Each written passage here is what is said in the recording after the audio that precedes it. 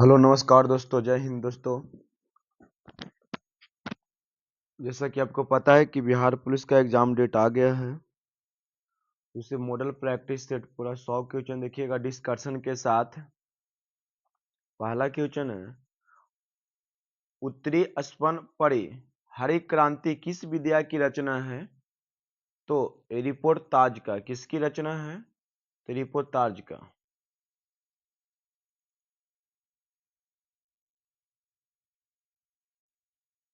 रामधारी सिंह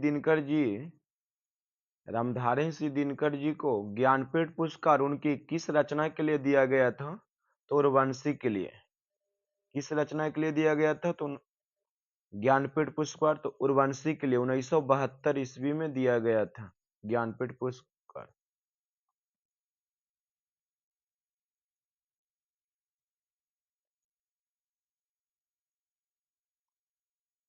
रिक्त स्थान को भरने के लिए सबसे उपयुक्त शब्द का चयन करें। लड़का बहुत चालाक है। इसमें लड़का बहुत चालाक है, उससे पहले क्या लगाया जाएगा जो रिक्त स्थानों की पूर्ति हो सके? तो वह लड़का बहुत चालाक है। वह लड़का बहुत चालाक है। शमशेर बहादुर सिंह अगेन के कौन से सप्तक के हैं? तो दूसरा सप्तक के थे। यह बिहार पुलिस 21 मार्च 2021 शिफ्ट के पूछा हुआ क्वेश्चन है। निम्न में छैल छबीला सब रंग में रंगीला बड़ा चित का अडीला कहूं देवता में न्यारा है पंक्तियों की रचना करने वाले कौन थे? तो ताज बीबी। अकबर की मुस्लिम पत्नी ताज बीबी श्री कृष्ण की आराधना करते थे। अकबर की पत्नी ताज बीबी श्री कृष्ण की आराधना करते थे। उन्हें मुगल मीराबाई कहा जाता था। उन्होंने कृष्ण के लिए यह पंक्ति की रचना किए थे। दिए गए शब्द का विलोम शब्द बताएं। यश का विलोम क्या होता है दोस्तों? तो यश का होता है अपयश। क्या होता है? अपयश। दिए गए वाक्यांश के लिए एक शब्द चुनिए जो मोक्ष चाहता हो, उसे क्या कहते हैं? मुमुसु। क्या कहा जाता है? मुमुसु। दिए गए शब्द के पर्यायवाची शब्द का चयन करें। कुबेर का पर्यायवाची शब्द क्या होता है दोस्तों? तो कुबेर का पर्यायवाची शब्द होता है यशराज। क्या होता है? यशराज। निम्नलिखित में उस विकल्प का चयन करें जो अंधे के हाथ बटेर लगना। मतलब अंधे के हाथ बटेर लगने का मुहावरा का अर्थ है कि अंधे लोग के हाथों में रुपया आ जाना या धन संपत्ति आ जाने का मतलब क्या होता है? बिना प्रयास के कीमती वस्तु मिल जाना। अंधे हाथ के बटेर के लगने का मुहावरा का अर्थ होता है दोस्तों।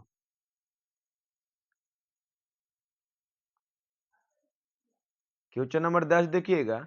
दिए गए वाक्य का वह भाग ज्ञात करें जिसमें कोई त्रुटि है।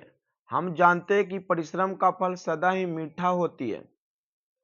दोस्तों यहां पे होगा मीठा होती है, गलत प्रयोग है। सही प्रयोग होगा मीठा होता है। सही प्रयोग होता है मीठा होता है।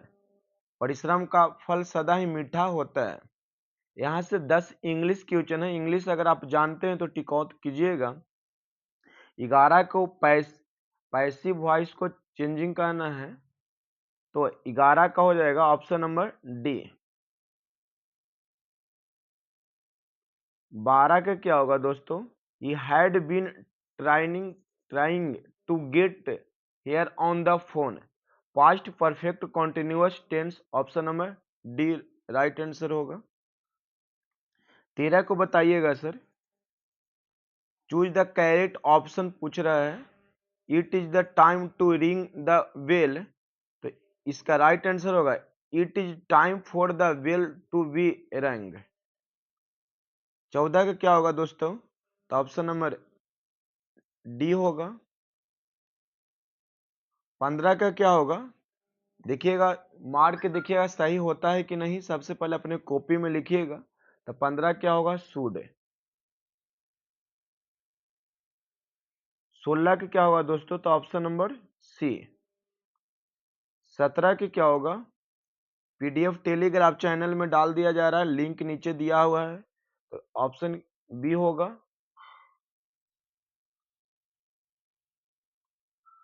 18 के क्या होगा, he said I have to work hard. 19 के क्या होगा दोस्तों, तो do you believe a liar. 20 बताइएगा, तो Mahatma Gandhi adopted the path of the non violence. Mahatma Gandhi ने अहिंसा का मार्ग अपनाया, ऑप्शन नंबर सी। अब यहां से देखिएगा, मैथ 10 क्वेश्चन है, 2500 रुपया अंकित मूल्य वाली एक शर्ट 2200 रुपया में मिल रही है, तो कितने प्रतिशत की छूट रही है। तो दोस्तों यहाँ पे 300 रुपया छूट मिल रहा है। अब कितने पे छूट मिल रहा है दोस्तों, तो यहाँ छूट आपको मिल रहा है 2500 पे। तो 2500 पर कितना की छूट मिल रहा है, तो 300 रुपया के प्रतिशत के लिए गुना कीजिएगा 100, तो 2 जीरो से 2 जीरो कटेगा।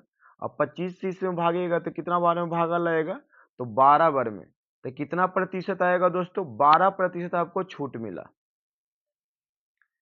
इतना का घात 245 का इकाई क्या होगा, देखिए 43 का घात है 245, इकाई अंक पूछ रहा है। इकाई अंक निकालने के लिए पावर में 4 से भागा दीजिएगा, तो पावर में 4 से भागा दीजिएगा तो एक शेषफल बचेगा। अब यहाँ 7 के पावर खाली इकाई अंक की तुलना करना है, तो 7 के पावर 1 मतलब 7 हुआ, तो इकाई अंक क्या होगा दोस्तों, तो इकाई अंक क्या हो जाएगा 7, इकाई अंक क्या आएगा 7। 20 पेनों की कीमत 25 पेनों के विक्रय मूल्य के बराबर है। 20 वस्तु का सीपी जो है 25 वस्तु के एसपी के बराबर है, तो यहाँ पे निकालिएगा अब सीपी बटा एसपी, तो क्या होगा 25 बटा 20 मतलब 5 बटा, सॉरी देखिए 20 वस्तु का सीपी जो है 25 एसपी के बराबर है, तो सीपी बटा एसपी का अनुपात निकालोगे दोस्तों, तो 25 बटा 20 मतलब 5 बटा 4, मतलब सीपी कितना है 5, बेच रहे हैं कितने पे, तो 4 पे, तो हानि कितना का हो रहा है 1 का। हानि किस पे होता है, सीपी पर, या लाभ किस पे होता है, सीपी पे। तो 1 रुपया के हानि हो रहा है, तो हानि प्रतिशत बराबर दोस्तों, हानि प्रतिशत बराबर बट्टा में क्रय मूल्य 5 रुपया, हानि 1 है, गुना कीजिएगा 100 से, कितना प्रतिशत आएगा दोस्त, तो 20%। Option number B, option number क्या होगा बी। एक नाव स्थिर जल में 22 किलोमीटर प्रति घंटा है तथा धारा की दर 4 किलोमीटर प्रति घंटा है, तो 15 मिनट में धारा के विपरीत चली गई दूरी क्या होगा। देखिए नाव की चाल 22 किलोमीटर प्रति घंटा है, धारा की चाल 4 किलोमीटर प्रति घंटा है, विपरीत चलना है, क्या चलना है विपरीत, तो विपरीत में क्या होगा, धारा के विपरीत चाल घट जाता है, तो 18 किलोमीटर चाल हो जाएगी। 15 मीटर की बात कर रहा है, तो 15 मिनट मतलब 1/4 घंटा, तो यहाँ से दीजिएगा तो 4.5 किलोमीटर आएगा। नहीं समझे दोस्तों, देखिए धारा के धारा के गति में अगर नाभिक और जल दोनों चले तो चाल जुट जाएगा। यहाँ पे स्थिर जल सिर्फ दिया है और धारा की चाल अलग दिया है, तो यहाँ पे विपरीत दिशा में चल रही है, तो चाल घट के कितना हो जाएगा 18 किलोमीटर, 18 किलोमीटर हो जाएगी। 15 मिनट मतलब 60 मिनट बराबर 1 घंटा, तो 15 मिनट बराबर 1/4 घंटा हम कह सकते हैं, 1/4 घंटा, तो यहाँ से काटिएगा तो 4.5 किलोमीटर आएगा दोस्तों, तो ऑप्शन नंबर क्या होगा सी। 25 का राइट आंसर क्या होगा, देखिए बी 1 2 3 6 इतना है, तो किसके बराबर होगा, तो ऑप्शन नंबर है, यहाँ पे देखिए ऑप्शन क्या है दोस्तों, तो ऑप्शन नंबर इसका राइट आंसर होगा ऑप्शन नंबर बी।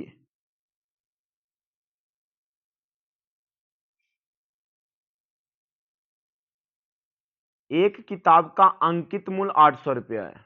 2 क्रमागत छूट के पश्चात इसे 612 में बेचा जाता है। एक किताब का मूल्य 800 रुपया है, इसे छूट देने के 2 छूट दिया जाता है, 612 रुपया में बेचा जाता है। पहला छूट 10% है, तो द्वितीय छूट क्या होगा दोस्तों? 800 रुपया में यहाँ छूट जो दिया जा रहा है तो क्या छूट देने के बाद 90/100। दूसरा छूट पता नहीं है, तो दूसरा छूट को हम क्या मान लेते हैं? 100 माइनस 1% बराबर 612 में बेचा जाता है। क्या यहाँ से आप डी का मान निकाल सकते हैं दोस्तों? तो डी का मान जो निकालिएगा, मान निकालिएगा, तो यहाँ पे 2 जीरो से 2 जीरो इधर कटेगा, लेकिन 1 जीरो से यहाँ कटेगा, तो यहाँ से डी का जब हल कीजिएगा तो 15% आएगा। तो सेकंड छूट क्या होगा? 15% होगा। Option number D right answer होगा। एक द्विघात समीकरण का मूल्य m प्लस n और m माइनस n है, तो द्विघात समीकरण बताइए दोस्तों।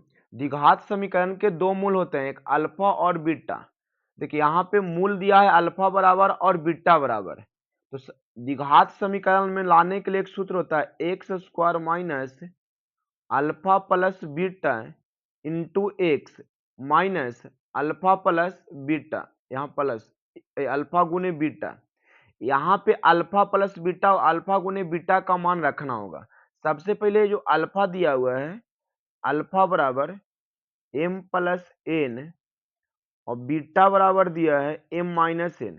यहाँ से अल्फा प्लस बीटा लिखिए और यहाँ अल्फा गुने बीटा रखिए। यहाँ पे जब हल कीजिएगा यहाँ पे, तो आपका राइट आंसर आएगा X square minus 2mx plus m square minus n square. Option number B correct answer होगा दोस्तों।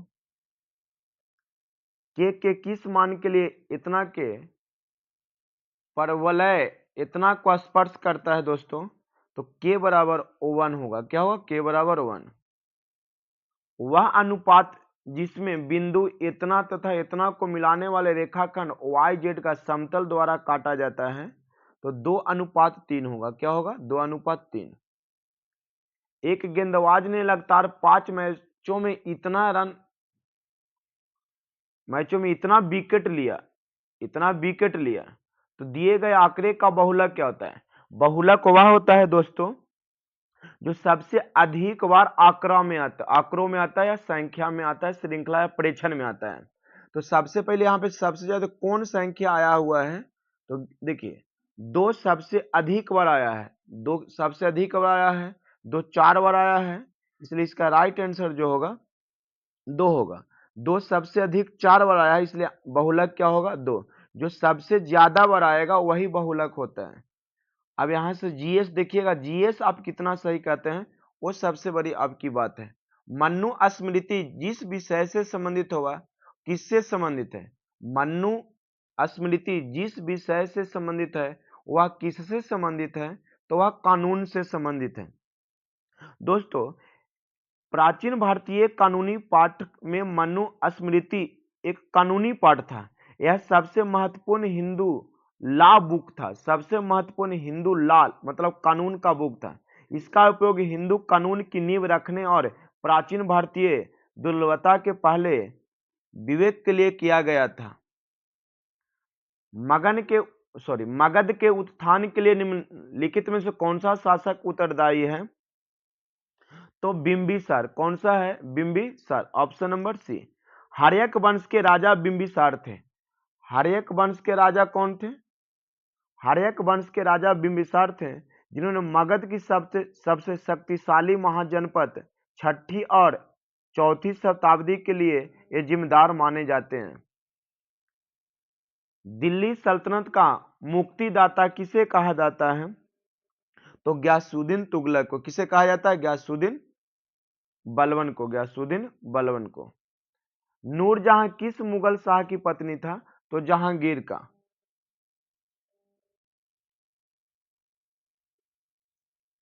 बिहार में 1857 की क्रांति कहां से शुरू होता है दोस्तों? तो बिहार में 1857 की क्रांति देवघर जिला के रोहिणी नामक स्थान से शुरू होता है।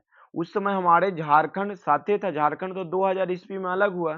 तो बिहार में 1857 की क्रांति जो शुरू होती है, देवघर जिला के रोहिणी नामक स्थान से शुरू होता है।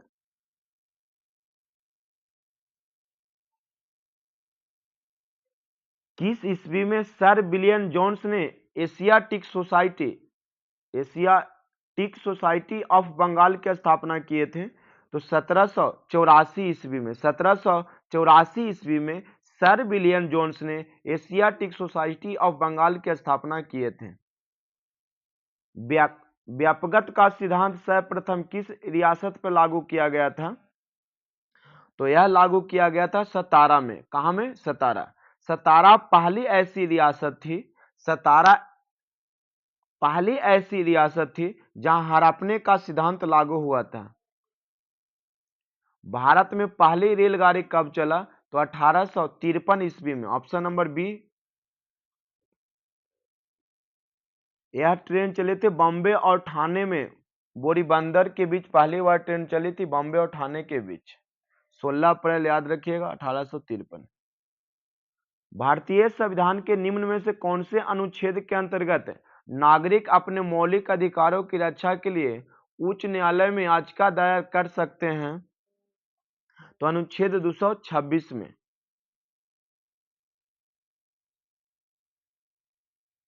निम्न में से कौन सा मूल अधिकार आपातकाल समय भी निलंबित नहीं हो सकता है? कौन सा मूल अधिकार आपातकाल समय में भी निलंबित नहीं हो सकता है? तो वह हम आपका जीवन की सुरक्षा का अधिकार।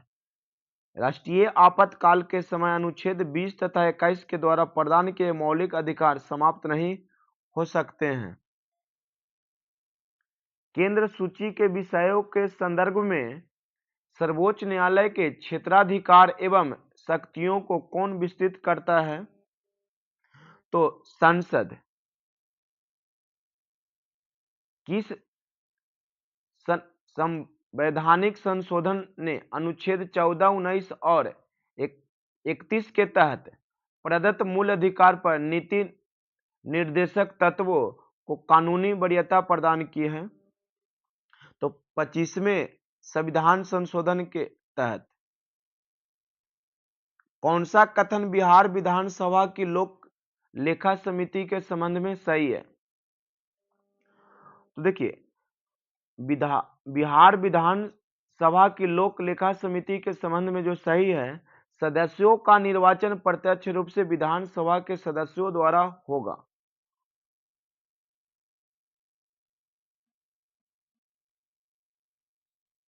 भारत के संविधान का अनुच्छेद 56 संबंधित है किससे? तब भारत के राष्ट्रपति के कार्यकाल के प्रावधान से संबंधित है।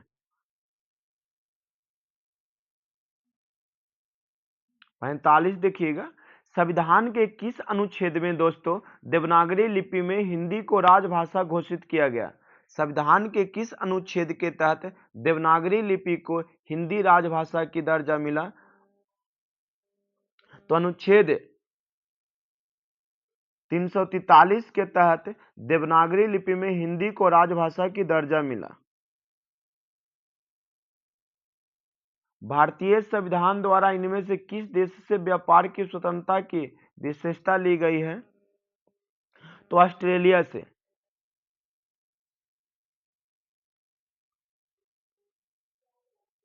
जनगणना 2011 के अनुसार राष्ट्रीय औसत से अधिक जनसंख्या घनत्व वाले राज्यों एवं केंद्र शासित प्रदेशों की संख्या कितनी है? तो दोस्तों केंद्र शासित प्रदेशों की संख्या कहा जाए तो 16 है। कितनी है? 16। महाराष्ट्र में पश्चिमी घाट किस नाम से जाना जाता है? तो सह्याद्री के नाम से। भारत के पश्चिमी तट पर स्थित पर्वत श्रृंखला को पश्चिमी घाट या सह्याद्री के नाम से जाना जाता है। रिहद नदी घाटी परियोजना किस राज्य में है? तो उत्तर प्रदेश में।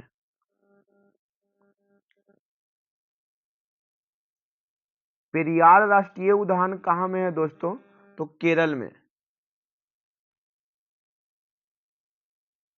एशियाई शेरों की आबादी बड़े पैमाने पर किस राष्ट्रीय उद्यान में संरक्षित है? तो वो हमारे गिर राष्ट्रीय उद्यान में संबंधित है।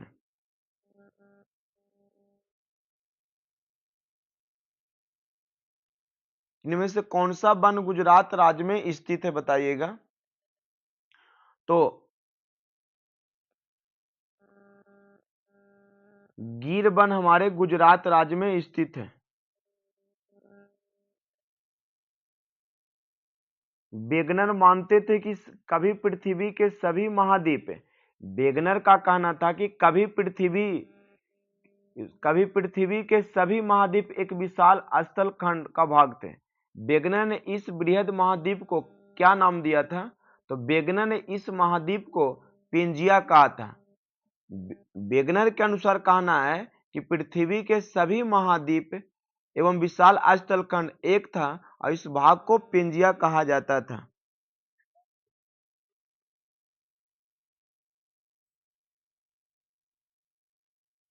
सिल्ली भवन प्रक्रिया किससे संबंधित है दोस्तों? तो सिल्ली भवन प्रक्रिया चट्टानों के निर्माण से संबंधित है। सिल्ली भवन प्रक्रिया चट्टान के निर्माण की प्रक्रिया से संबंधित है। निम्न में से कौन सा सौर मंडल का सदस्य नहीं है? तो नक्षत्र सौर मंडल का सदस्य नहीं है। सूर्य एवं उसके चारों ओर भ्रमण करने वाले ग्रह को उपग्रह, धूमकेतु, उल्काएं, क्षुद्रग्रह संयुक्त रूप से सौर मंडल कहलाते हैं। पिछले कुछ वर्षों में अर्थव्यवस्था के किस क्षेत्र ने बिहार में सबसे तेजी से विकास दर्ज किया है? तो वो दर्ज किया विनिर्माण में। चाय का सर्वाधिक उत्पादक देश कौन सा है दोस्तों? तो देखिए, चाय का सर्वाधिक उत्पादक देश जो है हमारे चीन है। चाय चाय का सर्वाधिक उत्पादक देश चीन है तथा भारत चाय के उत्पादन में दूसरा स्थान पे आता है। भारत सेकंड स्थान पे आता है। न्यू गुल्ट्रम निम्नलिखित में किस देश की मुद्रा है? तो यह भूटान की मुद्रा है।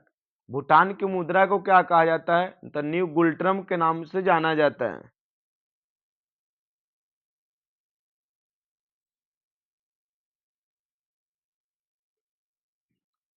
निम्नलिखित में कौन सा शब्द वास्तविक राष्ट्रीय आय को परिभाषित करता है? तो स्थिर मूल्य पर जीडीपी। स्थिर मूल्य पर जीडीपी।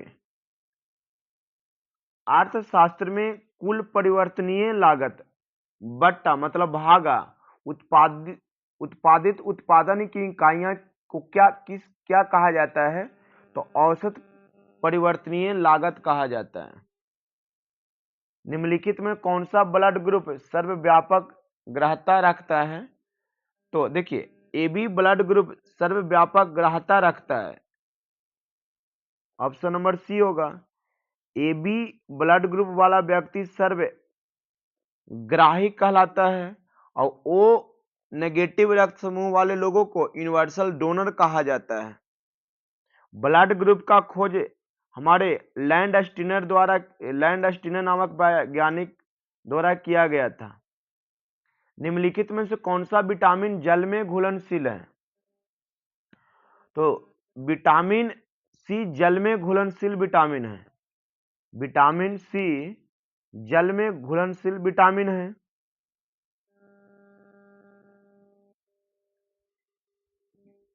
याद रखिएगा, एडक। यह वसा में घुलनशील है। बी और सी जल में घुलनशील है। निम्नलिखित ग्रंथियों में से किसे मास्टर ग्रंथि के रूप में जाना जाता है दोस्तों? तो पीयूष ग्रंथि को किसे कहा जाना जाता है? तो पीयूष ग्रंथि को। यहाँ पीयूष का लिखा है। पीयूष ग्रंथि को मास्टर ग्रंथि के नाम से जाना जाता है। यह अंतःस्रावी ग्रंथि है। वंशानुगत सामग्री का वहन करता है या करता है, उसे क्या कहते हैं? तो उसे कहा जाता है डीएनए। जो वंशानुगत को रूपांतरण करता है पीढ़ी दर पीढ़ी, उसे डीएनए के नाम से डीएनए कहा जाता है, डीऑक्सी राइबो न्यूक्लिक एसिड। मानव गुर्दे में निस्पंदन इकाइयां को किस रूप में जानी जाती है? तो नेफ्रॉन के नाम से जाना जाता है। मानव गुर्दे में निस्पंदन इकाइयों को नेफ्रॉन के नाम से जाना जाता है।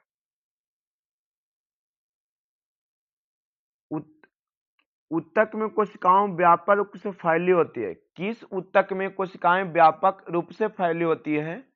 तो उपास्थि ऊतक में कोशिकाएं व्यापक रूप से फैली होती है। यह ऊतक जोड़ों में अस्थियों की सतह को आराम देने में मदद करता है। पौधों के बीज में भविष्य का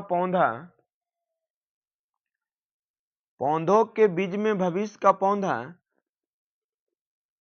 किस रूप में होता है? देखिए, पौधों के बीज में भविष्य का पौधा कहा जाए तो अगर भ्रूण न होता तो अगला पीढ़ी उसका निर्माण होता। अब भ्रूण क्या हो जाएगा? इसका राइट आंसर। मतलब पौधों के बीज में भविष्य क्या है? तो भ्रूण है। फाइलम फाइलम एक जंतु जगत का संघ है। तो ये फाइलम में विशेष रूप से समुद्री जानवरों को रखा जाए तो उसको बोलते हैं इकाई नोडमेटा। कार्ल लिनियस को किस रूप से जाना जाता है? तो कार्ल लिनियस ने वर्गीकी का जनक कहा जाता है। कार्ल लिनियस को वर्गीकी का जनक कहा जाता है।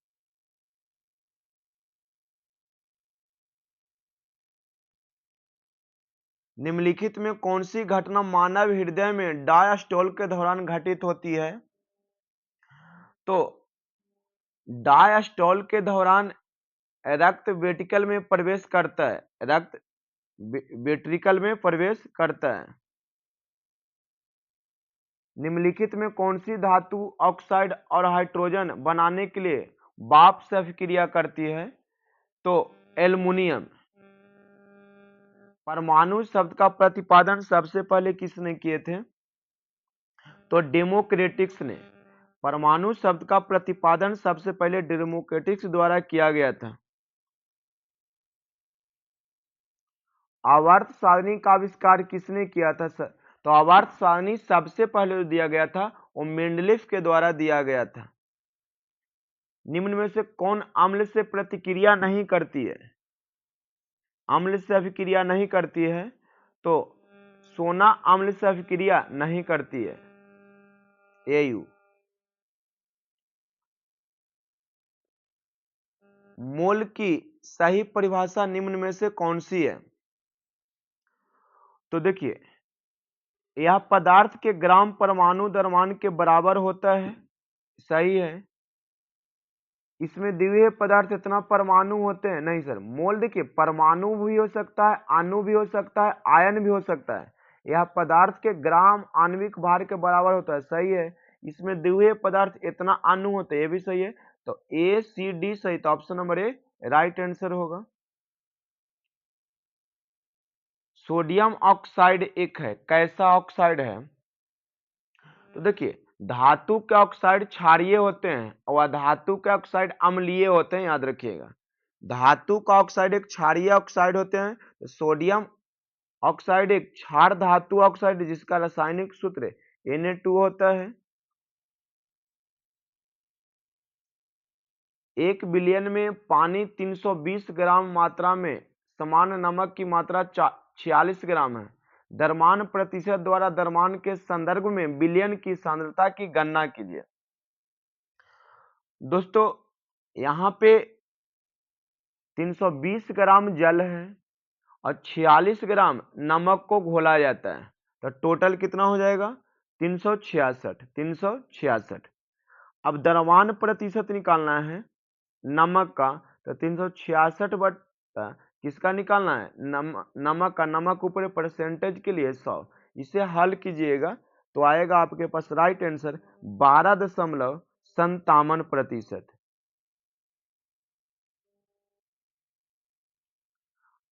अल्कोहल सोडियम के साथ अभिक्रिया करके निम्नलिखित में से किस गैस का निर्माण करता है? तो देखिए, अल्कोहल सोडियम के साथ अभिक्रिया करके निम्नलिखित में से कौन सा गैस बनाएगा? तो सोडियम आप ले लीजिए और एक अल्कोहल ले लीजिए, जैसे C2H5OH। तो यह जब अभिक्रिया करेगा सोडियम से तो यह बना एथेनॉल का सूत्र है दोस्तों। तो यहाँ पे हाइड्रोजन गैस मुक्त करेगा। क्या बनाएगा? हाइड्रोजन गैस मुक्त करेगा।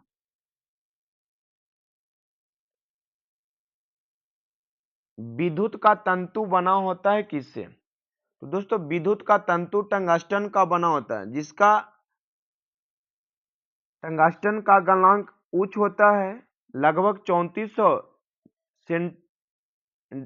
सेंटीग्रेड होता है। एक विद्युत जनित्र बदलता है।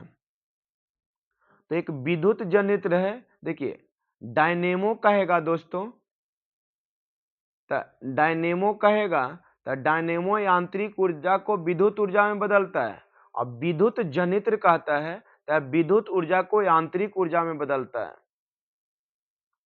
निम्नलिखित में किस दोष में घनत्व कम हो जाता है? तो ये रिक्ता दोष और शॉर्टकी दोष, रिक्ता दोष और शॉर्टकी दोष में घनत्व क्या होते हैं? कम हो जाते हैं। संचयी आवृत्ति वितरण कारेख कहलाता है कैसा? तो ओजाइक वक्र कहलाता है, याद रखिएगा, पूछा हुआ क्वेश्चन है। संचयी आवृत्ति वितरण का आलेख कहलाता है ओजाइक वक्र। एक श्रेणी क्रम एलसीआर परिपथ के लिए निम्न में से कौन सा कथन गलत है?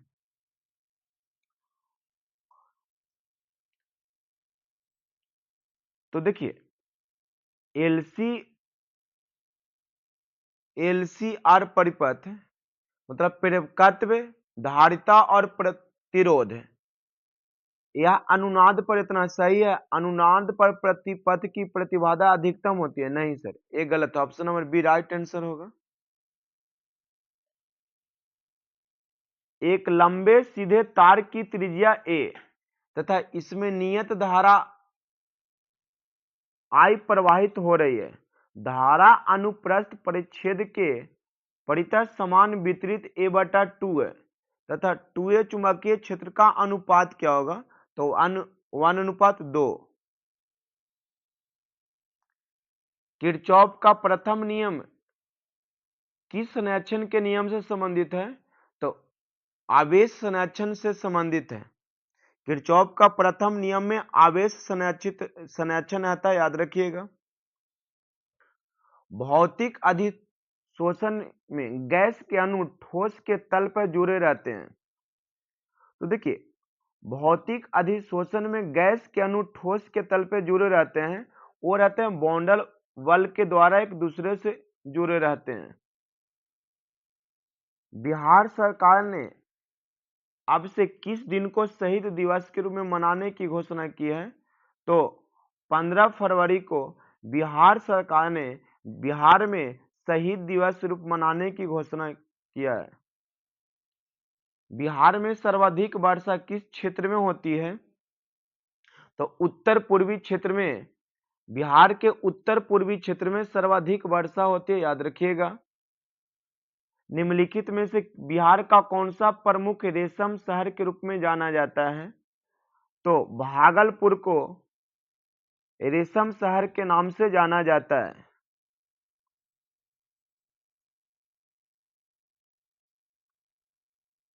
गांधी को प्रभावित करने वाली पुस्तक अनटू दिस लास्ट के लेखक कौन है? तो जॉन रस्किन। याद रखना, गांधी को प्रभावित करने वाली पुस्तक का नाम है अनटू दिस लास्ट। इसका लेखक कौन है? John Ruskin. भारत की राष्ट्रीय अस्थनि क्या है? तो भारत का राष्ट्रीय अस्थनि जो है दोस्तों, वो बाघ है। कुमार गंधर्व के संगीत की मुख्य विशेषता क्या है? तो मालवा लोकधुन और हिंदुस्तानी शास्त्रीय संगीत। Option number C. संयुक्त राष्ट्र संघ कब अस्तित्व में आया? तो संयुक्त राष्ट्र संघ की स्थापना 24 अक्टूबर 1945 को हुआ था। कोणार्क नाटक के कवि कौन थे? तो जगदीश चंद्र माथुर।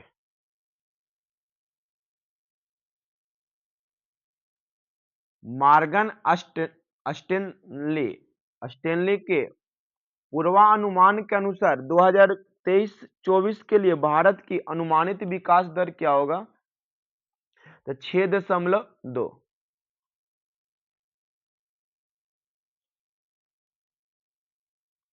मई 2023 में भारतीय नौसेना की छठी और अंतिम कलवरी श्रेणी की पनडुब्बी बाघसिर का समुद्री परीक्षण शुरू हुआ। यह किसके द्वारा बनाया गया है? तो मंझगांव डाक शिप बिल्डर्स लिमिटेड के द्वारा। मंझगांव डाक शिप बिल्डर्स लिमिटेड के द्वारा। तो ऑप्शन नंबर क्या होगा? ए। आईपीएल 2023 का विजेता कौन है दोस्तों? तो चेन्नई सुपर किंग्स। निम्नलिखित में से किस एयरलाइन को 2023 की पर्यावरण एयरलाइन के रूप में नामित किया गया है? तो इतिहाद एयरवेज को। ज्ञानपीठ पुरस्कार 2023 किसे प्रदान किया गया? तो दामोदर मौजो को।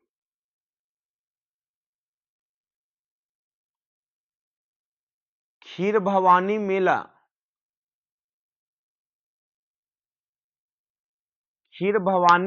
किन राज्य या केंद्र शासित प्रदेशों में मनाया जा रहा है? तो जम्मू और कश्मीर में। खीर भवानी मेला किन राज्य में मनाया जा रहा है? तो जम्मू और कश्मीर में। तो आपको पूरा 100 क्वेश्चन में कितना राइट? अगर 50 प्लस आ रहा है तो आप सेफ जोन में सही है सर।